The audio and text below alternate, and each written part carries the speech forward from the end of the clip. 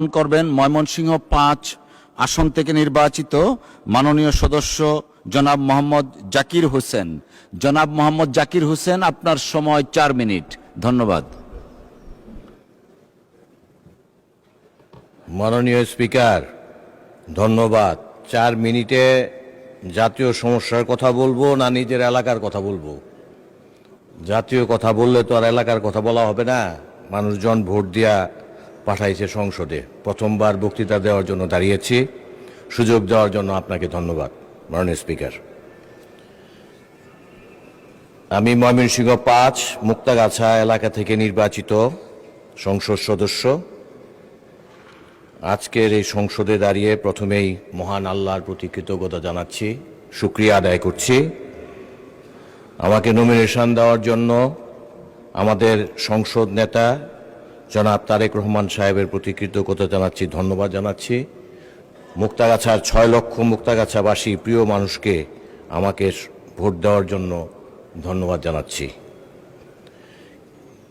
শ্রদ্ধাভরে স্মরণ করছি বহুদলীয় গণতন্ত্রের প্রবক্তা শহীদ রাষ্ট্রপতি জিয়াউর রহমান সাহেবকে।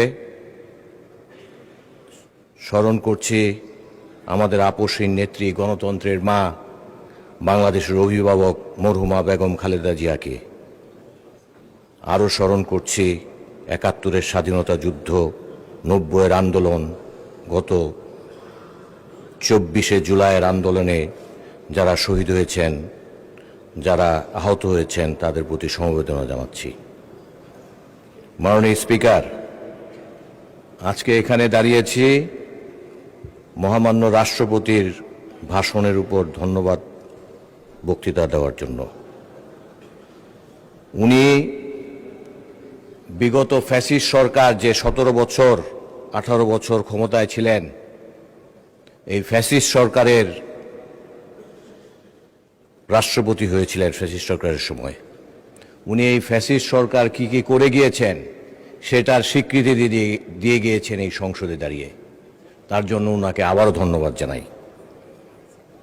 জুলাই আন্দোলনে যারা যারা শহীদ হয়েছেন, যারা যারা আহত হয়েছেন, এটা নিয়ে যে বিতর্ক আমরা সংসদে করেছি, আমি আমার বিরোধী দলীয় বন্ধুদের উদ্দেশ্যে বলতে চাই, আমরা যখন আন্দোলন সংগ্রাম করার সময় জেল খেটেছি, তখন কিন্তু সেইখানে বেশিরভাগই বিএনপির লোকদেরকেই দেখেছি। 2-4 জন ওনাদের লোকরা ছিল, বাদবাকি 200-400 লোক ছিল বিএনপির।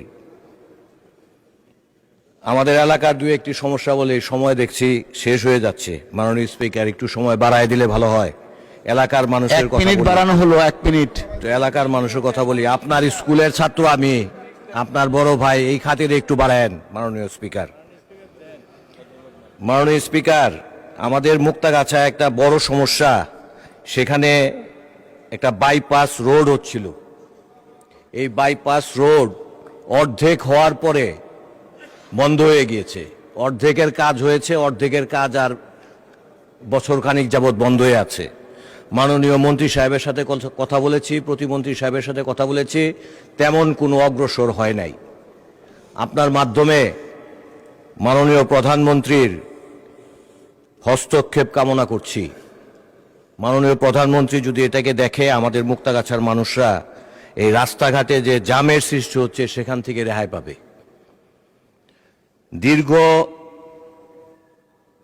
প্রায় ৩৫ বছর আগে মুক্তাগাছায় ১৯৯১ সনে বিসিক নগরী তৈরি হয়েছিল। এটা আজ অবধি সেখানে কোনো ইন্ডাস্ট্রি হয় নাই।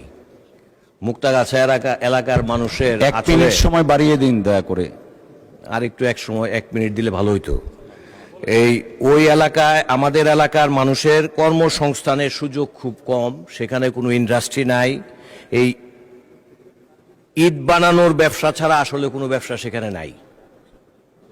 তো কাজেই আমাদের এই বিসিক নগরীটাকে যদি চালু করার ব্যবস্থা করা হইতো, ওইখানে কিন্তু গ্যাসের কানেকশন আছে, প্লাস আমি যতদূর শুনেছি আমাদের জামালপুরও গ্যাস পাওয়া গিয়েছে।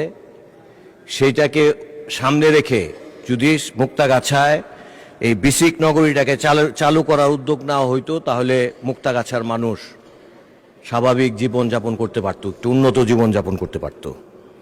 আরেকটা জিনিস, মাননীয় স্পিকার, আমাদের এই সংসদে সবাই অনেক কথাই বলেছেন। আমরা যে সমস্যাটা আমার এলাকায় আমি বিশেষভাবে ফেস করছি, আমার মনে হয় অন্য কোনো এলাকায় বোধহয় সেই সমস্যাটা নাই। মানুষ অনলাইনে জুয়া খেলে। ধন্যবাদ। আলোচনায় অংশগ্রহণ করবেন নরসিংদী 3 আসন থেকে নির্বাচিত